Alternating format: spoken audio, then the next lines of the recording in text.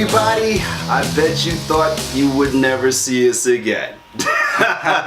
We are back with a vengeance. Yes, H&R Movie Talk has returned. I am HB Gibson along with RT Mac, and guess what? What? We are fully copyrighted. Yes! We're official, everybody. H&R Movie Talk is officially copywritten, so that means if you want to steal, go ahead. Good luck. Good luck. We could use the money.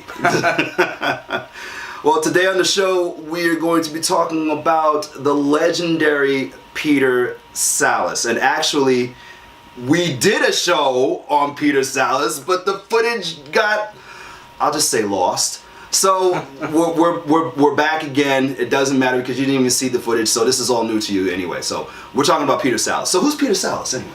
Basically, he was a legendary actor from the United Kingdom. Mm-hmm. Anybody who's from the UK or loves the BBC may remember him as Norman Clegg in Last of the Summer Wine, which ran from 1973 to 2010. And Peter Sallis was in every single episode from the pilot to the series finale. Which, if you think about it, that's incredible. That's like over 35 years, I think. He is an actor with a lot of experience. I mean, God rest his soul, but I mean, like, if he was alive today, all of you young actors out there would want to sit down and talk with this man. I tell you, because he would give you an earful. He would give you such an education. And he was so easygoing, very easy to talk to. And for people from my generation, and yours too, remember him as the voice of Wallace in the Wallace and Gromit claymation series. Wallace and Gromit, yeah. Yes, by Nick Park. And any of you who are familiar with Nick Park knows he's the founder of Aardman Animation. Yep. And with the success of Wallace and Gromit, Wallace and Gromit actually came after his first Oscar-winning short, Creature Comforts? I believe it was called Creature Comforts, yes. If I'm wrong, check the internet, but it was basically a mockumentary showing animals in a British zoo, basically telling the interviewee or the interviewer, about their experience in the zoo, if they miss the wildlife. It's so good because it's so silly, but the first Wallace and Gromit short was called A Grand Day Out. A Grand Day Out. Where Wallace and his dog does not talk. He's not like Scooby. Yeah. But his facial expressions always told the story.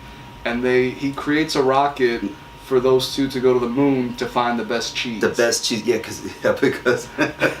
because Wallace had a thing for cheese. Dude was obsessed with it. Yeah. And you know what? That short, Nick Park had Peter Sallis in mind as the voice of Wallace because he was a fan of his work. Right. And he knocked it out of the park. The short took 7 years to make because they were doing traditional claymation techniques. But because that was so successful, it not only got an Oscar nomination, but it gave them such a larger budget for the next two shorts that they were able to use a technique called plasticine, where it's a little different from clay. Like, it's clay, but it's a little different. And they use wire puppets too to help. Yeah. So they're able to move them around a little more easily.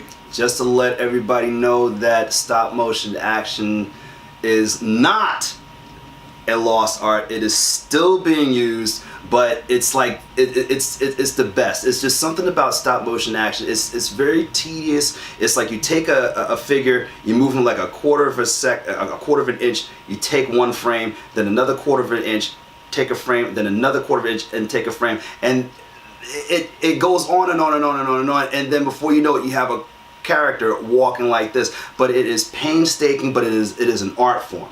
It is definitely an art form. Absolutely. I mean, it's still being used today. Yeah. I'm not sure if Shaun the Sheep is still around. I know the second movie came out earlier this year. Yes. Shaun the Sheep 2, because that character was in the third Wallace and Gromit short called A Close Shave. Close Shave, yes. A Close Shave, where Wallace had his heart broken for the first time. Yeah. But Do you remember Curse of the Were-Rabbit, the movie? Curse of the Were-Rabbit. I remember it coming out. Didn't see it, but I remember. But I do remember the title. Basically, yeah. Wallace and Gromit, they run a pest control agency where they protect their town from rabbits. Oh who man, who are eating the vegetables, and basically, since they're a small town.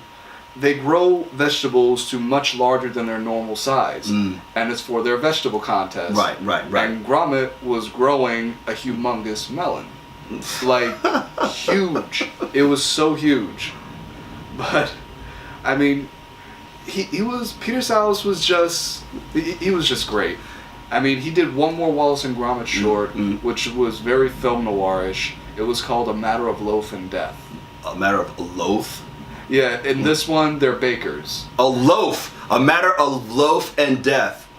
Look that up. Wallace and Gromit. Basically, the woman out, that he gets with this time is also out to kill him because he's a baker. Right. She hates all bakers, and Wallace would be the 12th. He would be her dozen, her baker's dozen.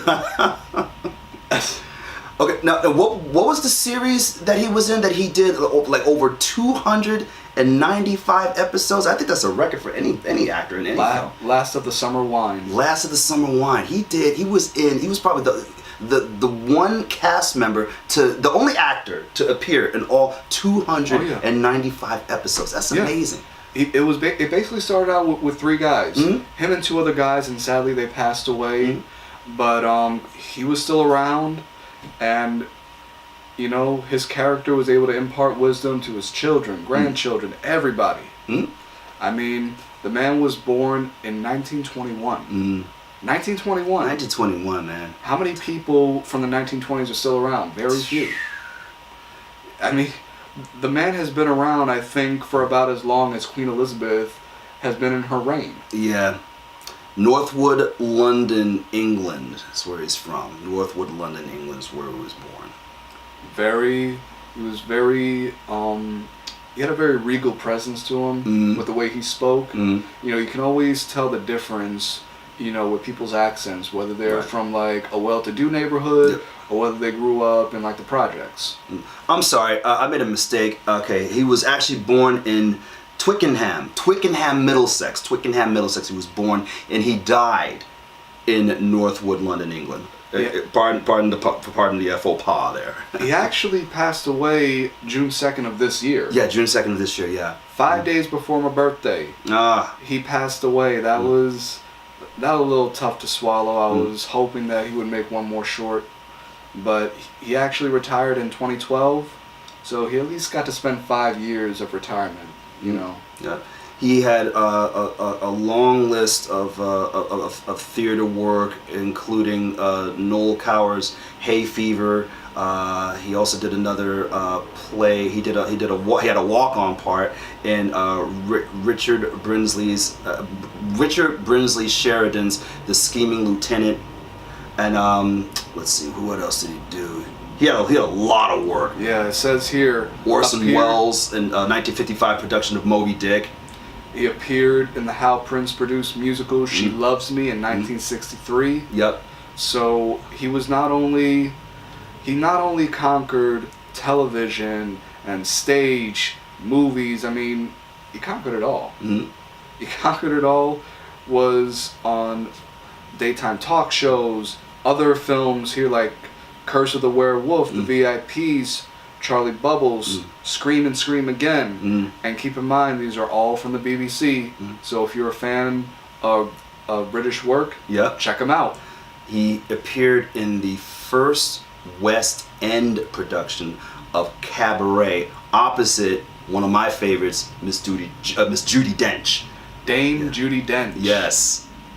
So, I mean, he worked with everybody. Because in Curse of the Were-Rabbit, he worked with Helena Bonham Carter, one of my favorites, and Tim Burton's female muse. Johnny Depp is his male muse. Johnny Depp is his male muse. I think his main one too. Okay, let's see what else he's done. He played a priest in the TV film Frankenstein: The True Story, 1973. He also appeared in the BBC Doctor Who story The Ice Warriors in 1967. He played a renegade scientist named Alec Penley. So you might want to look that up. I did a special episode about Doctor Who on GGC. You might want to check that out. I'll put the link up somewhere. Also, quick plug. Talk about it. Oh, I actually started my own personal YouTube show called Big Rob's Classic Cinema.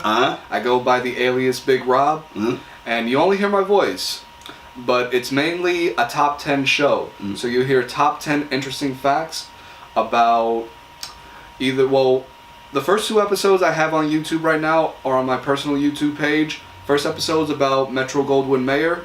The second one is about Universal. And our mutual partner and friend, Joe Lewis. Joe Lewis the Third, yes. Not even kidding about that name. Listen, one of the best, or probably the best, camera people, cinematographers. So great to work with. Joe, if you're watching this episode, man, I hope that you're well, man. We'll be looking forward to be working with you again very soon. An awesome job on the editing, by the way. And he actually helped me out earlier today. Hey! Shooting a final project for one of my classes, so I figured might as well turn it into an episode for the show. Because I was going to get to this subject down the line. Everyone who, all of our female watchers who are feminists, who attended the Women's March, this final project that I'm doing is from my Women in Media class, and it's about Lois Weber, one of the first female directors. Yeah. One of the first female directors. Yep. And basically was the first to do quite a few things. Yes. Real quick, she was one of the first to show a nude woman on screen, and this was in 1915. Wow.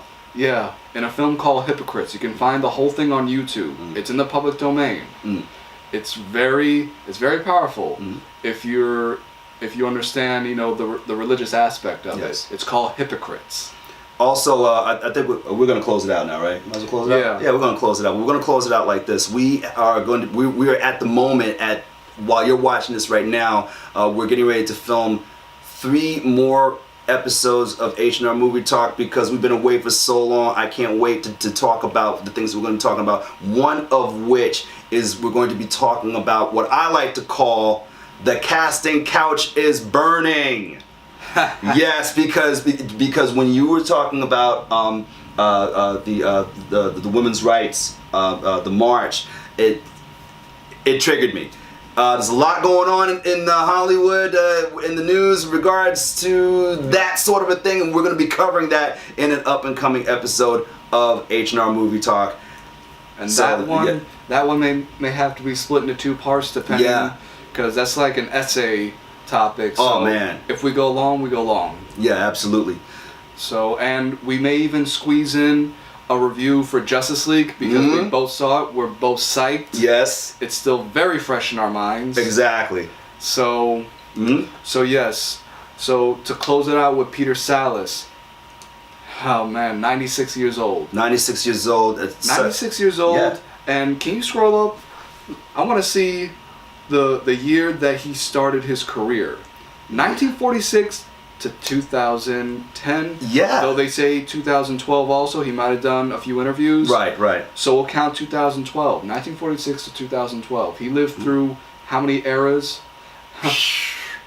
All kinds, man. All kinds. He is definitely someone for all of you up-and-coming actors to really do some research and really study and look up Peter Sallis. He is just steeped in theater and film lore. And there's a reason. Amazing man. There's a reason why the BBC is able to have such long-running shows. They do something that appeals to the public. They know what their public wants. I wish the U.S. could learn that lesson with certain shows. I mean, don't get me wrong. We still have The Simpsons. Right. We still have Family Guy and South Park. Right. And we can definitely learn a thing or two. We can do it with live action shows too. Yeah, we can definitely learn a lot from for the theatrical works of the people over in Britain, over in London. I think the closest we have are the soap operas. Yeah, that's about it. And I'm not sure if we'll ever go into soap operas.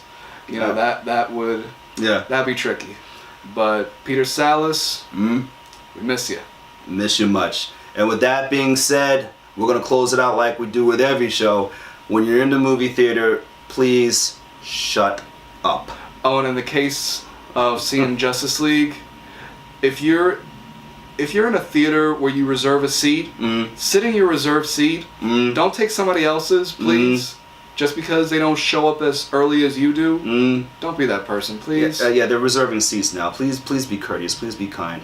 And let's all enjoy the movies. Until next time, see you in the next video.